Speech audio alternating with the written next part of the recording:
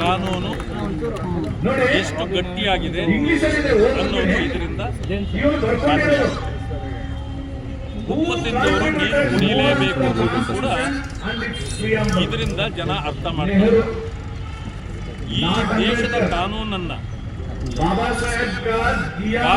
ಧಿಕ್ಕರಿಸಿ ಮಾಡುವ ಯಾವುದೇ ಪ್ರಯತ್ನಗಳು ಕೂಡ ಸಾಂದರ್ಭಿಕವಾಗಿ ತಕ್ಷಣ ಕ್ಷಣಕ್ಕೆ ಅವರಿಗೆ ಒಳ್ಳೆಯದನ್ನ ಆಗಿರಬಹುದು, ಆದರೆ ದೀರ್ಘಕಾಲದಲ್ಲಿ ಕಾನೂನನ್ನು ಮುರಿಯುವವರು, ಕಾನೂನನ್ನು ವಿರೋಧಿಸುವವರು ಅವರಿಗೆ ನ್ಯಾಯ ಸಿಗ್ತದೆ ಅಂತಕ್ಕಂಥ ಖಾತ್ರಿ ಇಲ್ಲ ಅಂತಕ್ಕಂಥದ್ದು ಇವತ್ತಿನ ಕೋರ್ಟಿನ ಆದೇಶ ಎತ್ತಿ ಹಿಡಿದಿದೆ. ಮತ್ತು ಮುಖ್ಯಮಂತ್ರಿಗಳ ಕುಟುಂಬವೇ ಒಂದು ಈ ಅವ್ಯವಹಾರದಲ್ಲಿ ತೊಡಗಿದಾಗ ಮತ್ತು ಅವರು 2 ಬಾರಿ ಉಪಮುಖ್ಯಮಂತ್ರಿಗಳಾಗಿದ್ದ ಸಂದರ್ಭದಲ್ಲಿ ನಡೆದ ನಡವಳಿಕೆಗಳು ಮತ್ತು ಅವರು ಮುಖ್ಯಮಂತ್ರಿಯಾಗಿ ವಿರೋಧ ಪಕ್ಷದ ನಾಯಕರಾಗಿ ಮತ್ತೆ ಈಗ ಮುಖ್ಯಮಂತ್ರಿ ಆಗಿದ್ದ ಸಂದರ್ಭದಲ್ಲಿ ಇದೇ ಮೈಸೂರಿನ ಮೂಡಾದಿಂದ ಅವರು ತನ್ನ ಜಮೀನೇ ಅಲ್ಲದ ತನ್ನ ಭೂಮಿಯೇ ಅಲ್ಲದಕ್ಕೆ ಪರಿಹಾರ ಕೇಳಿದ್ದು ತಪ್ಪು ಅಂತಕ್ಕಂಥದ್ದು ಇಡೀ ರಾಜ್ಯ ಮತ್ತು ರಾಷ್ಟ್ರದ ಜನರಿಗೆ ಗೊತ್ತಿತ್ತು. ಇದನ್ನ ನಾವು ಹೋರಾಟ ಮಾಡಿ ಭಾರತೀಯ ಜನತಾ ಪಕ್ಷ ಬೆಂಗಳೂರಿನಿಂದ ಮೈಸೂರಿನವರೆಗೆ ದೊಡ್ಡ ಹೋರಾಟವನ್ನು ಮಾಡಿ ಪಾದಯಾತ್ರೆ ಮಾಡಿ ಜನರ ಗಮನವನ್ನು ನಾವು ಸೆಳೆದಿದ್ವಿ. ಆದರೂ ಕೂಡ ಅವರು ಅದಕ್ಕೆ ಕೊಟ್ಟಿರಲಿಲ್ಲ.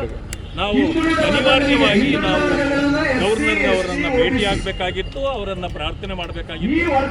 ಅವರು ಇದಕ್ಕೆ ಇವತ್ತು ಆದೇಶವನ್ನು ಏನು ಕೊಟ್ಟಿದ್ರು ಅದನ್ನು ಮಾನ್ಯ ನ್ಯಾಯಾಲಯ ಎತ್ತಿ ಹಿಡಿದಿದೆ. ಆ ಕಾರಣದಿಂದ ಇದರಿಂದ ಈಗ ಮುಖ್ಯಮಂತ್ರಿಗಳು ತಪ್ಪಿಸಿಕೊಳ್ಳಲಿಕ್ಕಾಗಲಿಲ್ಲ. ಕಾಂಗ್ರೆಸ್ ಪಕ್ಷದ ಮತ್ತು ಮುಖ್ಯಮಂತ್ರಿಗಳ ಅವ್ಯವಹಾರಗಳು, ಭ್ರಷ್ಟಾಚಾರಗಳು ಸಂಪೂರ್ಣವಾಗಿ ಇವತ್ತು ಜನರ ಮುಂದೆ ತೆರೆದುಕೊಂಡಿವೆ. ಇದಕ್ಕೆ ಅವರು ಈಗ ಇದನ್ನು ಗಮನಿಸಿರ್ತಾರೆ. ಈಗಾಗಲೇ ನಾನು ಒತ್ತಾಯ ಮಾಡ್ತೇನೆ, ತಕ್ಷಣ ರಾಜೀನಾಮೆ ಕೊಡಬೇಕು, ಪ್ರಾಸಿಕ್ಯೂಷನ್ಗೆ ನೀವು ಅಧಿಕಾರದಲ್ಲೇ ಮುಂದುವರೆದು ಯಾರು ನಿಮ್ಮ ಇದನ್ನ ಎನ್ಕ್ವೈರಿ ಮಾಡೋರು ಯಾರು? ನಿಮ್ಮ ತಳಗಡೆ ಇರ್ತಕ್ಕಂಥ ಆಫೀಸರ್ಗಳೇ ಮಾಡ್ತಾರೆ. ಅದು ಹೇಗೆ ಸಾಧ್ಯ? ಕೇಜ್ರಿವಾಲ್ದು ಬೇರೆ ವಿಷಯ. ಯಾಕೆಂದ್ರೆ ಅಲ್ಲಿನ ಪೊಲೀಸ್ ಇಲಾಖೆ ಆಗಲಿ ಯಾವುದೂ ಕೂಡ ಆದ್ರಿಂದ ಇಲ್ಲಿರ್ತಕ್ಕಂಥದ್ದು ಅಲ್ಲಿ ಕೇಂದ್ರೀಯ ವ್ಯವಸ್ಥೆ ಇದೆ, ಇಲ್ಲಿ ಕೇಂದ್ರೀಯ ವ್ಯವಸ್ಥೆ ಇದೆ, ರಾಜ್ಯ ವ್ಯವಸ್ಥೆ ಇದೆ. ಆದ್ದರಿಂದಾಗಿ ಅವರು ಮುಂದುವರಿಯಲಿಕ್ಕೆ ಸಾಧ್ಯ ಆಗೋದಿಲ್ಲ. ಆದ್ದರಿಂದಾಗಿ ಅವರು ರಾಜೀನಾಮೆ ಕೊಡ್ತಾರೆ. ಯಾಕೆಂತಂದ್ರೆ ಅವರು ಕಾನೂನಿಗೆ ಗೌರವ ಕೊಡ್ತಾರೆ. ಕೊಡಲಿಲ್ಲ ಅಂದ್ರೆ ನ್ಯಾಯಾಲಯ ಕ್ರಮವನ್ನು ಜರುಗಿಸುತ್ತದೆ. ಹೈಕಮಾಂಡ್ ತಮ್ಮ ಪರವಾಗಿದೆ ಅನ್ನುವಂಥ ವಾದವನ್ನು ಅವರು ಮೊನ್ನೆಯಿಂದಲೂ ಕೂಡ ಮಾಡ್ತಾನೆ ಇದ್ದಾರೆ. ನಾನು ಹೈಕಮಾಂಡ್ ಕನ್ವಿನ್ಸ್ ಮಾಡಿದ್ದೀನಿ. ಕೇಸ್ಗೆ ಏನ್ರಿ ಸಂಬಂಧ?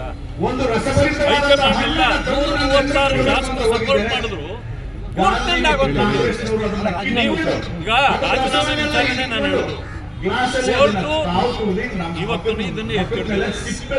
ಹೈಕಮಾಂಡ್ ಸಂಪೂರ್ಣ ನಿಮ್ಮ ಬೆಂಬಲಕ್ಕೆ ನಿಂತರೂ ಕೂಡ ಅವರೇನು ಕೋರ್ಟಲ್ಲಿ ಬಂದು ನಿಮ್ಮ ನ್ಯಾಯವನ್ನು ತಿರುಚಲಿಕ್ಕೆ ಹೈಕಮಾಂಡ್ಗೆ ಸಾಧ್ಯ ಇದೆಯಾ? ಅಥವಾ 136 ಶಾಸಕರ ಪರವಾಗಿದ್ದರೂ ಕೂಡ ಅವರೇನಾದರೂ ನಿಮಗೆ ತಿರುಚಲಿಕ್ಕೆ ಸಾಧ್ಯ ಇದೆಯಾ? ಈ ರೀತಿ ಆಗೋದಿಲ್ಲ.